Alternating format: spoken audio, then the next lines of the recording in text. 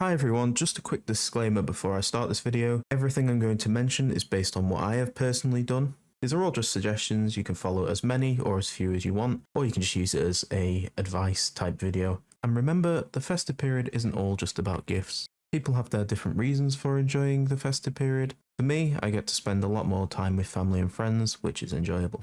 Okay, so today I'm going to run through the exact things I personally did to save around 30% during Christmas. That's this Christmas. Last Christmas I saved about 40%, so I'm down slightly, but obviously the economy's changed over time. Hopefully you'll find this video useful and maybe adopt a few of these tips and tricks. If not, I hope you find it informative and something to consider at least. Okay, so as with every other video, I include this slide as I think it is pretty nice to join the community if you can. So we offer different ways to boost your income, and the community has loads of options, both ones that I found as well as ones that the community has found. It's super easy to get started, and you can filter to your own liking by using our roll assign channel. We are occasionally doing giveaways. I think currently we're about 5 people away from doing the next one, and I might even do one for Christmas. Just throwing that one in there.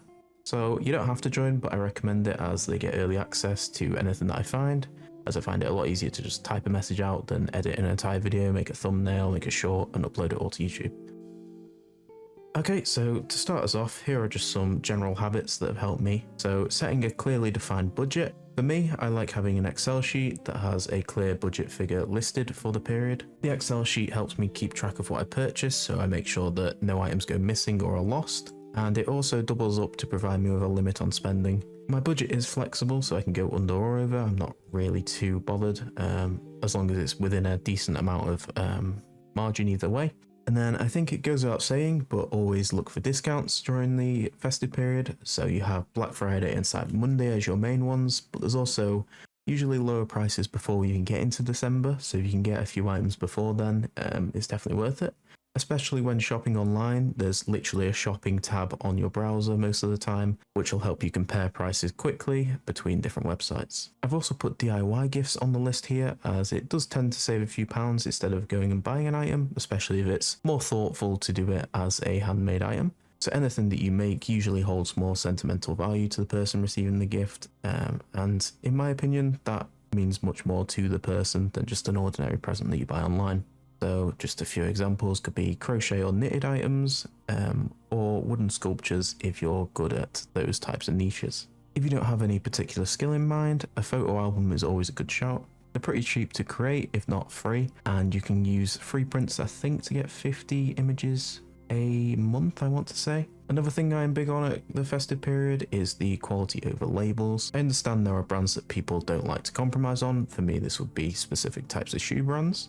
However, in some cases, there's cheaper alternatives with the same level of quality if you actually try the product. So for my family, it'd be sweet items and chocolates. So at Christmas, we tend to get more of these in, so we go for a cheaper alternative most of the time. Most of the time, we do buy popular brand name chocolate. From our experience, the supermarket owns sometimes rival the popular brands in taste and quality. Wholesale sites like Temu and Alibaba are usually good for small stocking fillers and gadgets. Just be careful not to overspend. They have lots of promotions that are tempting to buy more products, but a lot of this stuff just ends up being thrown away or one-time use. I've also put selling or donating unused items. Christmas is the time for giving, but not just for those close to you. Lots of people, including myself, get new clothes at Christmas, so why not just sell the old ones to fund gifts? Or you can donate them to charitable causes to make someone's festive period better.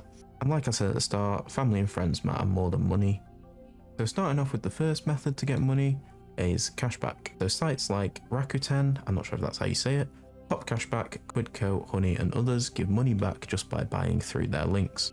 This year I've used Rakuten for the first time, giving me £10 welcome bonus as well as £14 worth of cashback. I had already planned to spend from the specific store, so to get £24 back was an added bonus and went towards other gifts. I also use Honey year round. You're probably aware of this, but it's a browser extension that looks for discounts when you go to the checkout page. If there are no codes available, some sites offer between 1 and 3% cashback from what I've seen, which can be redeemed as gift cards once the threshold is met. So essentially, before buying anything, I'd usually quickly check if cashback was available on any of these platforms. Even tiny percentages add up during the festive season. Next up is Ipsos, which I've split into two categories here. So they have mystery shopping opportunities. There's lots to go around. Some can be done from home, or you can do actual in-store ones like usual. And I think there's a few telephone ones if you'd like to do that. Obviously, the telephone and in-store ones require equipment like having secret cameras on your chest or microphones. And they're a bit harder to do as you have to follow their specific script and submit what they're looking for. The ones I like to do are the ones you can do from home, such as the Amazon task. If you're aged between 18 and 23, you can order an 18 plus item and get £25 every 10 days. It's currently 7 days for November and December. The purpose of the task is an ID check, and the survey that they give you to fill in is pretty easy to follow along, and there's not too much to submit. You do have to submit within 3 hours of the parcel being delivered, so make sure you've got it all ready in time. Similar to this, there's the Morrison task, which uses the Morrison's site through Amazon. Again, you get £25 for doing a similar assignment of ordering an 18 plus item. I find this works well if you do a weekly shop at Morrison's, as they sometimes send you emails with £10 discounts. I think the past ones that I've had are £10 off when you spend £40. So just a note with these tasks, the price of the item isn't reimbursed, it's actually included in the £25 payout that you get. So say you ordered a bottle for £10, you'd be getting £15 profit plus the £10 back for the bottle. I find these tasks very good around birthdays and Christmas, as you can get alcohol for them, as a lot of people use that as gifts. In my mind, this essentially makes the alcohol that I'm gifting free, as well as a little bit extra money to go towards other gifts. And then the second platform Ipsos has is an invite-only app called MediaCell. So I actually got a phone call from these that helped me sign up. I'm not sure if they have any other way of contacting people, but essentially this app monitors your content usage over whatever devices you sign up with. So it listens out for any social media consumed, or TVs or radios, anything like that. You leave the app on in the background of your phone. It does slightly affect your battery, not massively though, nothing that I've noticed to be any detriment to my daily work routine. And make sure you have enough 3G, as it will upload data from the app that is collected to their headquarters. But for having this on in the background for the month, you get paid £10 and an extra £2.50 per extra device, as well as a bonus every quarter of £40. So if you did just one device for an entire year, you'd get £280. So just to note, the reward you get from this is actually points rather than physical money, but the value adds up to about what I've put on the screen. They do work with major brands, so there's lots of gift cards available, or you can just order the product direct. So previously I've bought Just Eat vouchers, Amazon vouchers, and some Lego sets direct from that website. I think they do use John Lewis for a lot of their items that they sell, so it's coming from a reputable brand. But yeah, with these two methods combined, it's definitely contributed a lot towards saving up towards Christmas gifts and even getting some gifts for free. Probably my favourite side hustle to do, as it's so easy and time efficient. Okay, another big earner is bank switching. Many banks offer £100 plus just for switching to them. I've had a look recently and they're actually a lot higher than this currently, so they're around 175 to 200. It's usually very straightforward. You just follow the requirements that it says on their website. It's usually add 2 direct debits, minimum deposit amount, and sometimes a certain amount of transactions need to be done. It's minimal effort and a big return for the time invested, since the banks do all the hard work of switching. All you need to do in most cases is fill in a form and they'll do the rest. I've done all the offers available to me at the moment, but I used the Switch app at the time, which helps to track offers, requirements and timelines. They give an easy step-by-step guide for each offer, so that's what the logo is on the right of this PowerPoint if you want to try and find it on the App Store. Although offers eventually run out or require you to wait years in between, they're a good one-time source of income and help to contribute to my Christmas spending in the past. Okay, so now I'm just going to go on to general side hustles. On a day-to-day, they help to subsidize my spending, so at Christmas I try to ramp it up a little bit. So here are just some examples of websites I've found success on. Starting us off, we've got Outlier, which gives you online tasks paying around £14 an hour. I think this does go up the longer that you're on it. I've only just joined them, to be fair, but they seem pretty good. There are plenty of tasks available, and the ones I've been doing are super simple. They're just like annotation and corrections of AI models.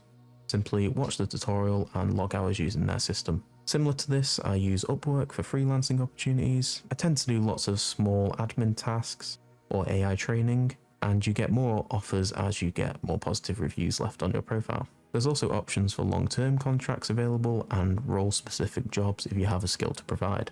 Then there's survey websites, so here I've listed my favourite two, Guild Bounty and QMe. From my experience, these have the least amount of timeouts and have the most opportunities available to you. I haven't used QMe in a while, but Guild Bounty is available in our Discord. The minimum withdrawal is 25p and it's instant to your Lightning address. They often have boosts on earnings per survey, as well as contributions to the faucet, which you can claim hourly, again within the Discord. To top it off, there is an affiliate program, so you can get extra earnings for anyone you invite to complete surveys. Like I said, I haven't used Qum in a while, but I know they have a 10% increase in value if you do a 5-day streak. So that could be going on and doing the daily poll or doing a survey every day. And finally, there's semi-passive options like MSR or Microsoft Rewards. So there's videos already out on the channel for both of these. I'll try link them in the cards now. MSR, there's weekly tasks. I usually just do the app privacy report, which gives 78p per week. Microsoft Rewards can be done daily and take a few minutes to search, daily login check and read a few news articles. I tend to get around £5 a month from the Microsoft Rewards if I maximise it. I know these amounts are small, but they add up over the year and add a little cushion leading up to the festive period. And finally, there's lifestyle changes. This isn't for everyone, but for me, I like to adjust a few habits leading up to the festive season. So, cutting back on takeaways. My family usually has one every week, but we try to stick to one every other week, cutting spending in half essentially. Plus it comes with health benefits as you're usually cooking from home yourself.